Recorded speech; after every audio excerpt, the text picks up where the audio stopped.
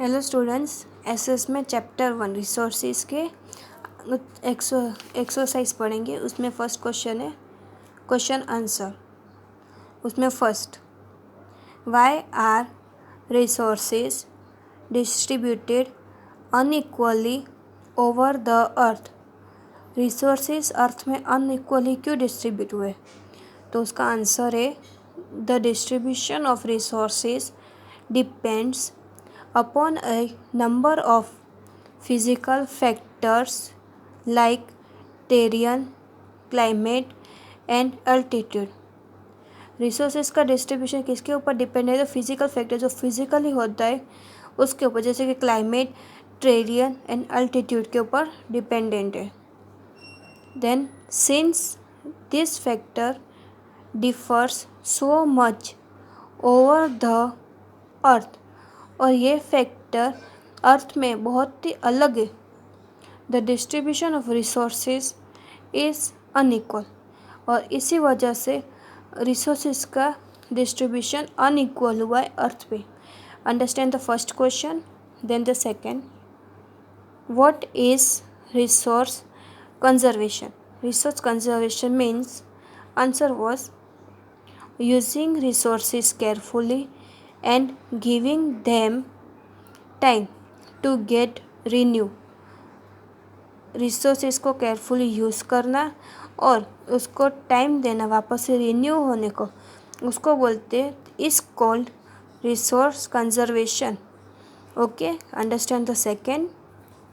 Then the number third, why are human resource important? Human resource क्यों important है? People are human resource and human resource are important because people can make the best use of nature। People एक human resource है और human resource are important क्योंकि people can make the best use of nature, क्योंकि people nature का best use कर सके to create more resources, और उससे ज़्यादा वो रिसोर्सेज क्रिएट कर सके by applying knowledge, knowledge apply कर सके, उसकी स्किल को अप्लाई कर सके एंड टेक्नोलॉजी, और टेक्नोलॉजी भी अप्लाई हो सके। इसीलिए human resources is important. Understand the third question, then the next page. Number 4, why is suitable development? Sorry, my mistake. What is sustainable development?